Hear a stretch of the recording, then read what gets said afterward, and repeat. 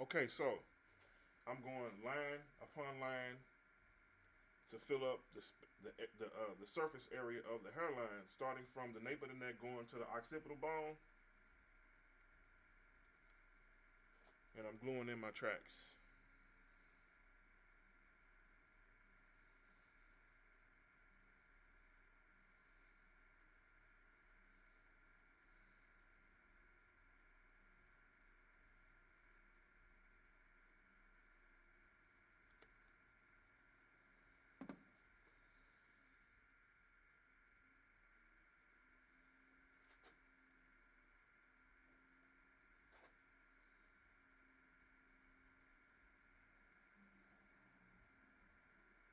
I think I want to give her some Chinese bangs, so I'm going track by track.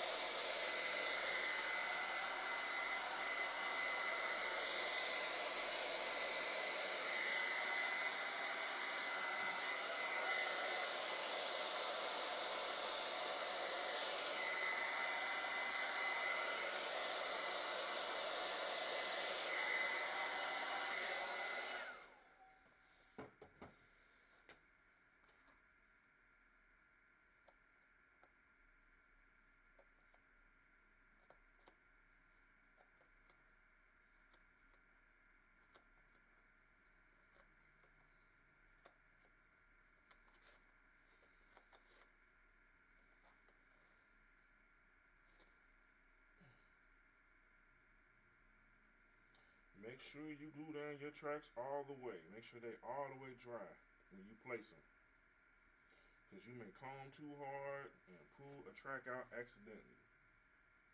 I remember when I was in high school, I had some female friends that used to wear weave a lot, but they used to fight.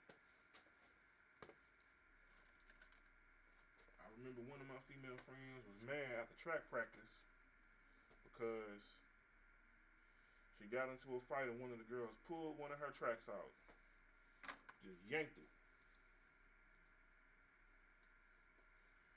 So, a very valuable lesson is you want to make sure that you glue down your track properly. I'm actually a fan of sew ins. So I learned how to do a sew in. Um, I've been to beauty school twice. I've been to the Vatterott under the Pivot Point curriculum. Then I've been to Elaine Stevens for the Milady curriculum, and they're two different curriculums. I like them both. Um, both of the curriculums helped me pass the state board. But one thing I learned is in beauty school they don't teach braiding. So I started off as an actual hair braider. Believe it or not, my big 6'3", 200 some odd pound with big hands learned how to braid hair and learned how to do it pretty well to make some side money when I was coming up in high school. On top of having a regular job, I used to do comb twist and certain type of braids on my female friends and my homeboys just to make a little side money and cut hair back in high school. So in beauty school, they don't really teach how to braid hair. And I think like if you are our ethnicity, that's probably step one for getting into the beauty industry is having a hair braiding license and being able to know how to braid. Because while you're in beauty school, you're able to feed yourself. Um, I started off as a braider. I worked at African Euphoria at Northwest Plaza doing micro braids. I don't do micro braids no more, but I done done quite a few heads of micro braids with a partner because they used to put two of us together and we used to sit and braid her for hours and switch. So they used to rotate people. I learned how to do Senegalese twists. I learned how to do box braids. I learned how to do lock extensions and new locks. And these are key skills that you should know as a beauty school student in order to be able to feed yourself right away because the industry is a great industry. You know, there's a lot of money in the industry. However, when you a student and you're trying to perfect your craft, the only way you're gonna be able to perfect your craft is by having a quick skill set.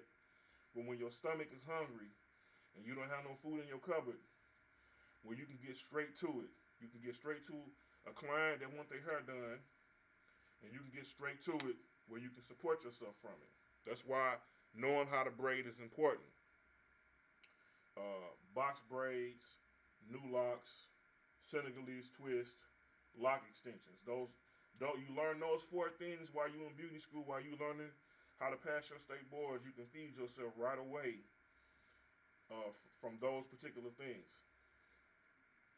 So, I love sew-ins. I learned how to do a sew-in. The first time I did a sew-in was 2007. I had a female friend of mine from Texas. Her name was Brittany. I met her on Craigslist. So in Craigslist, they got it broke down into sections, and they had a sections for services. I used to post my advertisements in there when I was in beauty school because I was trying to learn how to build a clientele. I used to work as a door-to-door marketer, knocking on doors for a marketing company out in Westport, and they taught us the value of building up a clientele list, talking with people, and being in a community, because we used to go door to door selling books. And they taught me the value of the word yes and the word no. And when you hear the word no, that you have to keep going until the door opens where you get a yes. So you can go 4 hours without a sale in the marketing industry. You can go 4 hours without a sale, and then all of a sudden you get a yes, and you make your whole day's quota just from that one yes by continuing to present the information, continuing to be kind and polite, continuing to be genuine, but also continuing to be a person of substance and having something to say and talking to a person. So, I met her on Craigslist. Her name was Brittany, and the very first day that I worked with her, we made $2,500 doing sew-ins in one day. We did 5 sew-ins in one day. And what she did was, she said, I'm going to teach you how to do a sew-in. And she said, I had already worked at African Euphoria braiding hair.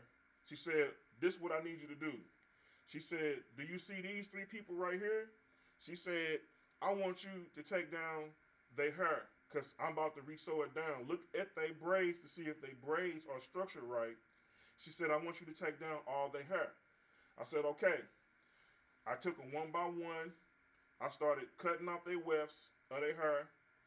And I didn't interrupt the weft because the person that was doing the sew-in didn't cut the weft because they wanted to keep the weft nice because they had some raw virgin Indian hair. And they probably paid like $200-300 for the bundles that they had and they last for 6 months to a year. So when you buy raw Indian hair in a bundle, your hair gonna last you at least 6 months to a year. You will be able to, co-wash it using shampoo and conditioner.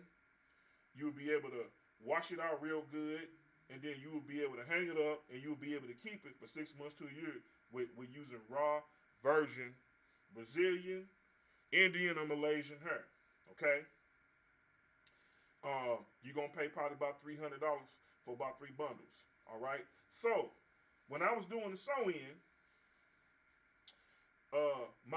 the person that was teaching me how to do sew-ins, she was having me to cut out the wefts out of the people's hair. Not cut the braid, but cut the weft. So the weft is the part of the hair that's sewn down.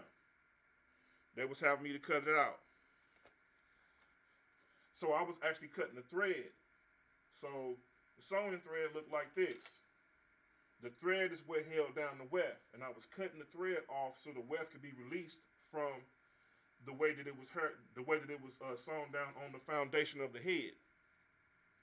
So I cut out each person's weft. Then she asked me to blow dry a client's hair. So I done cut out all the wefts. There was another person who she asked me to blow dry. I'm using her blow dry. I'm blow drying the hair.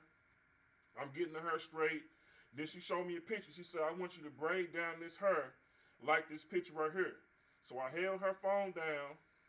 I braided down the hair like the picture, and she did all the sewing in.